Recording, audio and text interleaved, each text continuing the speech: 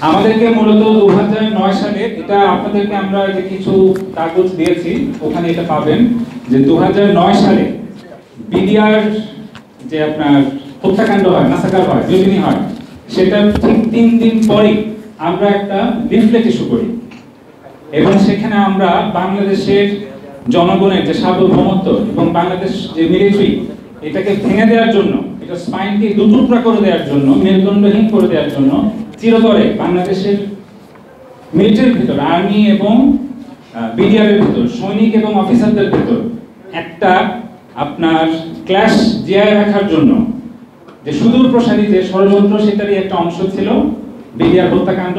এবং এটা নিয়ে আমরা বিশ্লেষণমূলক একটা লিফলেট দিয়েছিলাম এবং আপনাদেরকে এটাও বলে রাখি, এই লিফলেটের কিছুদিন পরেই আমাদের উপর ব্যাপক ধরপাকড় শুরু হয়।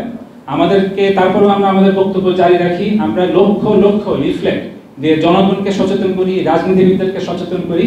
সাহসের সাথে ঠিক 2-3 দিন পর থেকে আমরা এই অ্যানালাইসিস নিয়ে সর্বদা ভোকাল ছিলাম। এখন আপনাদেরকে ইন্টারেস্টিং পার্টটা বলি, যেটা আমরা 3 দিন পর যে অ্যানালাইসিসগুলো দিয়েছিলাম, বর্তমানে আপনারা যেটা দেখতে পাচ্ছেন, পিলখানা শহীদদের পরিবার রাওয়া ক্লাবে যে বক্তব্যগুলো দিয়েছেন, কাদের ষড়যন্ত্র, ভারতীয় ষড়যন্ত্র থেকে শুরু করে এবং বাদবাকি আরো অনেক অ্যানালাইসিস দিচ্ছে যে জালিম হাসিনা সরকারের কারা কারা এটাতে জড়িত ছিল, যে কথাগুলো বলছে এবং যেসব প্রতিবেদনের কথা বলা হচ্ছে যেগুলো সোশ্যাল মিডিয়াতে ভাইরাল, এক্স্যাক্টলি আপনারা আমাদের পুরনো লিফলেটও পাবেন আমাদের ওয়েবসাইটে, দেখবেন এক্স্যাক্টলি সেম কথাগুলো আমরা আজ থেকে সেই 2009 সালে বলেছিলাম।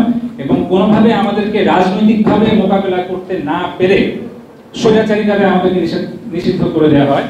এবং নিষিদ্ধ যে করে আমাদের লিগ্যাল ফার্মের লয়ার এটা বলেছে। তারপর আমি আপনাদেরকে বলি, এটা হচ্ছে স্মারক, একটা প্রেস নোট, কোনো প্রজ্ঞাপন না। এখানে কোনো, যেটা উনি অলরেডি বলেছেন, এখানে কোনো স্মারক নাম্বার নেই, কোনো এসআরও নাম্বার নেই, কোনো আইন, কোন আইনের আওতায় আমাদেরকে নিষিদ্ধ করা হচ্ছে সেটার কথা বলা নেই, কোন আইনের কোন ধারায় নিষিদ্ধ করা হচ্ছে সেটার কথা বলা নেই। আপনাদের জাস্ট অবগতির জন্য বলছি, ডকুমেন্টেশনগুলোতে আছে, কোন রাজনৈতিক সংগঠনকে যদি অ্যান্টি টেরোরিজম অ্যাক্টের আওতায় নিষিদ্ধ করতে হয় তাহলে অ্যান্টি টেরোরিজম অ্যাক্ট 2009 এর সেকশন 18(1) উল্লেখ থাকতে হয় প্রজ্ঞাপনে, প্রজ্ঞাপন জারি করতে হয়। আমাদের ক্ষেত্রে আইন উল্লেখ করে দূরে থাক, ধারা উল্লেখ করে দূরে থাক, প্রজ্ঞাপন জারি করে নেয়, শুধুমাত্র একটা প্রেস নোট, যেটা মুদির দোকানের আপনার যে বিল বানায়, মুদির দোকানের বিল নোটের মতন বলতে পারেন, কারণ বাজারে গেলে এরকম কাগজ পাবেন। এইভাবে স্বৈরাচারী কায়দায় ইন্টেলেকচুয়ালি অ্যাক্টিভ একটা ইন্টেলেকচুয়াল পলিটিক্যাল একটা লিডিং ফোর্সকে, একটা পার্টিকে এভাবে গায়ের জোরে নিষেধ করে দেওয়া হয়েছিল। 2009 আমাদেরকে নিষিদ্ধ যখন করে দেওয়া হয় এবং এই জঙ্গি তকমা দেওয়ার চেষ্টা করা হয়, এর পরবর্তীতে এখনো পর্যন্ত কোন রকমের ভায়োলেন্সের নমুনা এই জালিম সরকার প্রেজেন্ট করতে পারে নাই, আদার দেন স্বৈরাচারী কায়দায় এই কথাটা বলা।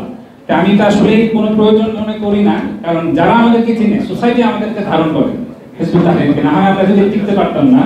সোসাইটি, বাংলাদেশের মানুষজন, মুসলিম, ধর্ম, বর্ণ নির্বিশেষে কোনো ব্যক্তি, কখনো সাধারণ মানুষ যারা আছেন তারা বলে না যে হিজবুত তাহরির কোনো জঙ্গি দল।